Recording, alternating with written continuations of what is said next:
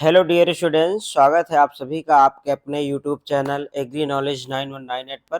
Dear students, आज के इस वीडियो में हम आपको BSc agriculture third semester examination 2023-24 dairy science का पेपर सॉल्व करवाएंगे। तो डियर स्टूडेंट्स, यदि आपके कॉलेज में, आपके विश्वविद्यालय में ऑब्जेक्टिव टाइप पेपर होता है, ओएमआर बेस्ड पेपर होता है, आप चाहे जिस भी विश्वविद्यालय के स्टूडेंट हो, कहीं से भी आप पढ़ाई कर रहे हो, यदि आपके कॉलेज में, यूनिवर्सिटी में, विश्वविद्यालय में ओएमआर बेस्ड पेपर होता है, ऑब्जेक्टिव टाइप पेपर होता है, तो आपके लिए मोस्ट इंपॉर्टेंट वीडियो होने वाला है। आप इसको लास्ट तक जरूर देखें। और डियर स्टूडेंट्स, यदि आप हमारे चैनल पे वीडियो पहली बार देख रहे हैं तो प्लीज चैनल को सब्सक्राइब करें और वीडियो को लाइक कर दें। डियर स्टूडेंट्स, इसके पहले हमने बीएससी एग्रीकल्चर के सभी सेमेस्टर के जितने भी 2 साल के ओल्ड पेपर हैं वो सॉल्व करा दिया है। आप जाके सारे पेपर्स को देख सकते हैं। और बीएससी एग्रीकल्चर थर्ड सेमेस्टर के जितने भी पेपर हैं, सारे पेपर हमने पिछले 2 साल के पेपरों को सॉल्व करा दिया है। आप चैनल को जैसे सब्सक्राइब करेंगे आपको प्लेलिस्ट मिल जाएगा बीएससी थर्ड सेम के नाम से। आप उसी प्लेलिस्ट पे जाके सारे वीडियो आप देख सकते हैं, क्योंकि आपके आने वाले एग्जाम में बहुत सारे इससे हेल्प मिलेगा। बहुत से क्वेश्चंस आपके इन्हीं दोनों पेपरों से पूछे जाएंगे। 2 साल के 2022-23 और 23-24 दोनों पेपर हमने सॉल्व करवा दिया, प्लस इंपॉर्टेंट वीडियोज भी डाल दिया है जो आपके सब्जेक्ट से रिलेटेड क्वेश्चन हैं सभी सब्जेक्ट की, तो वो आप जरूर देख के जाएं। तो चलिए स्टूडेंट्स, देखते हैं आज का पहला क्वेश्चन क्या है आप सभी का। विश्व में कौन सा सबसे ज्यादा दूध उत्पादन करता है? तो ये आप सबको पता होगा, अपना इंडिया ही है। सबसे ज्यादा दूध उत्पादन भारत में ही होता है। और डियर स्टूडेंट्स, आप कमेंट करके ये बताएंगे कि सबसे ज्यादा पशुपालन किस देश में होता है, या पशु सबसे ज्यादा किस देश में है। आप सब लोग कमेंट करके बताएंगे हमें।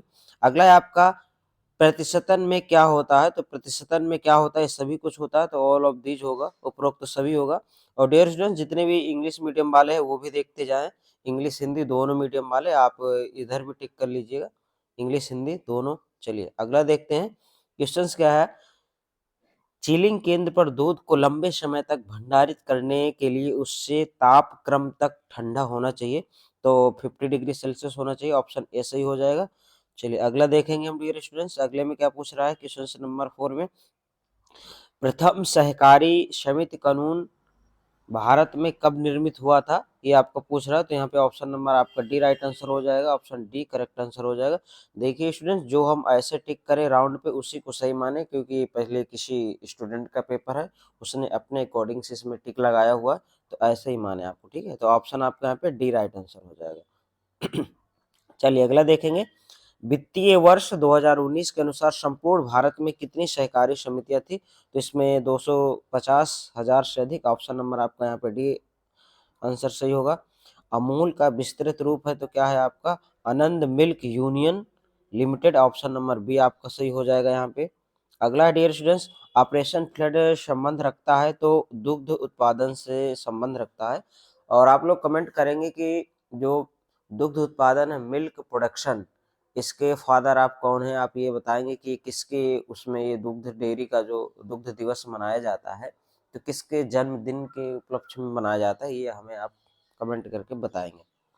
चलिए अगला है आपका क्वेश्चन नंबर 8 देखेंगे, श्वेत क्रांति का संबंध किस क्षेत्र से है? तो यहाँ को मिल्क प्रोडक्शन से है। आप बताइए श्वेत क्रांति के जो जनक है कौन है, श्वेत क्रांति के जनक है कौन है, आप पढ़ के जाना, आप ये कमेंट करके बताएंगे हमें।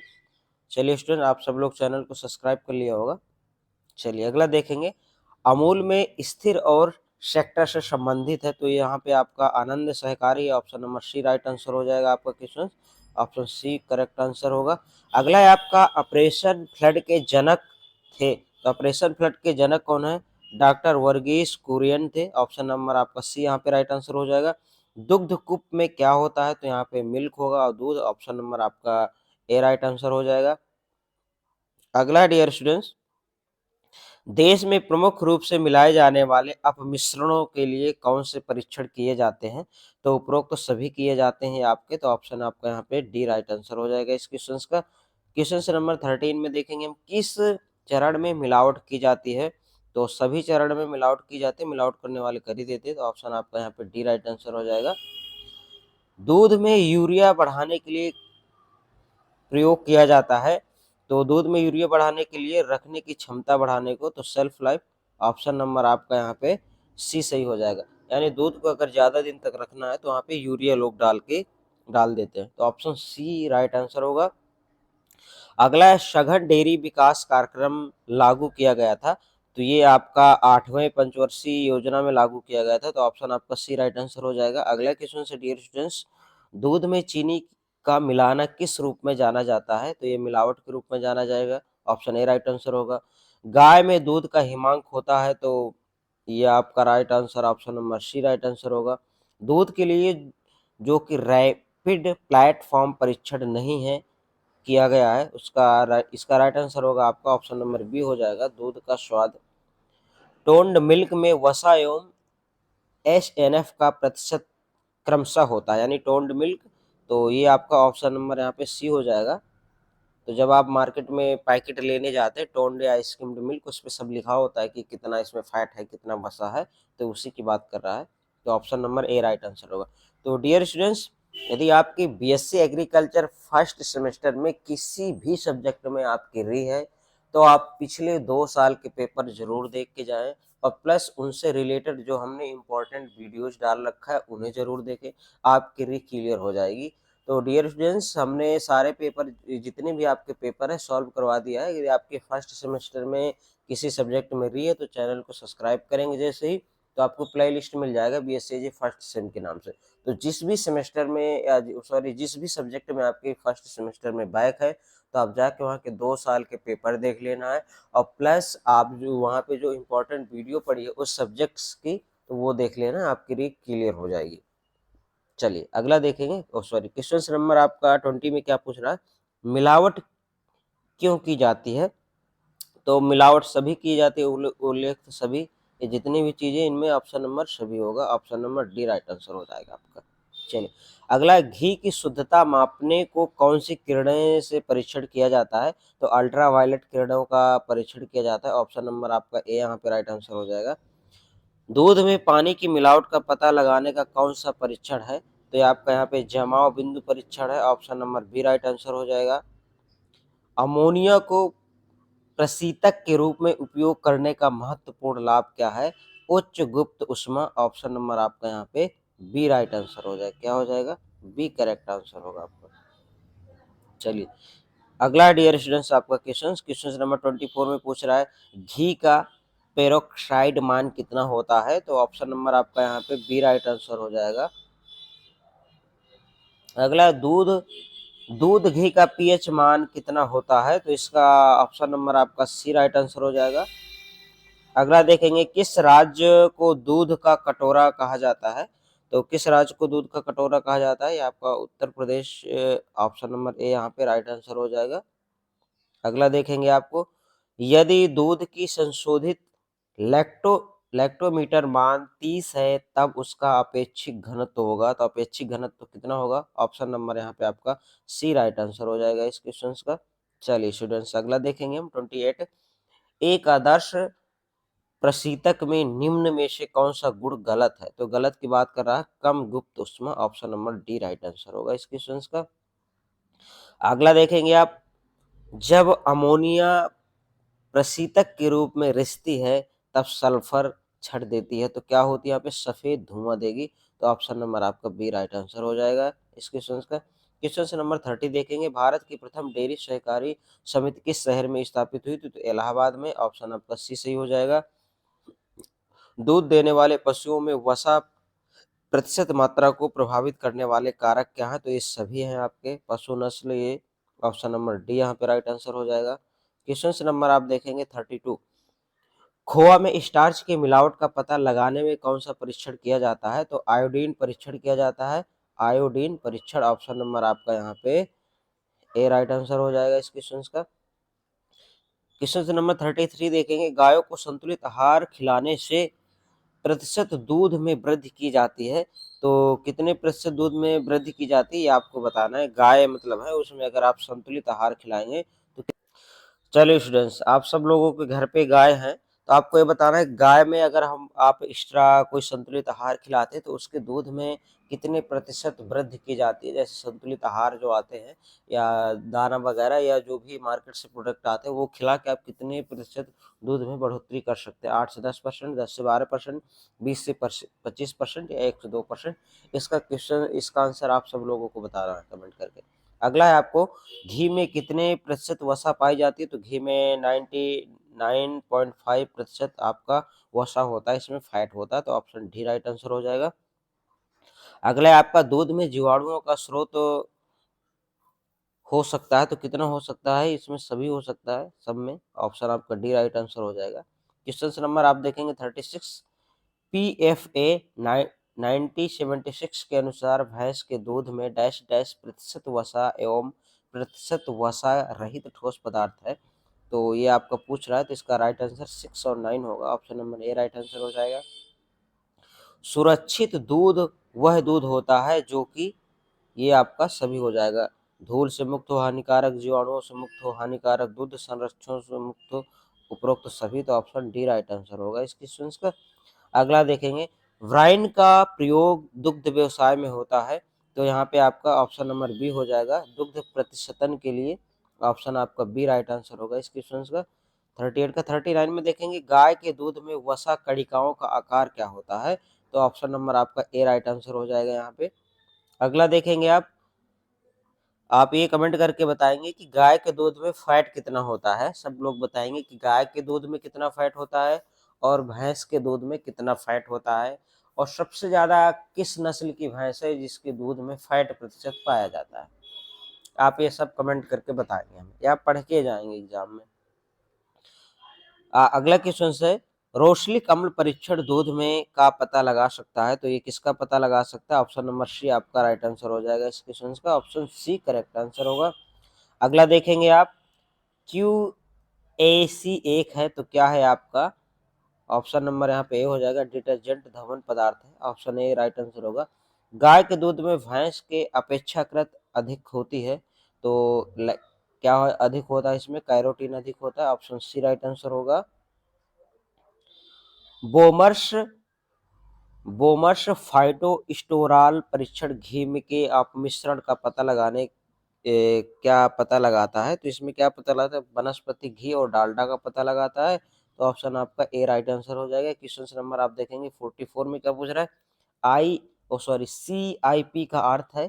तो CIP का अर्थ है आपका, ये हो जाएगा cleaning of all pipe lines and equipment in place of by, ये इसका राइट आंसर। चलिए आप लोग देख लेंगे, इसका इंग्लिश हिंदी दोनों वाले। ऑप्शन आपका ए राइट आंसर होगा, ठीक है।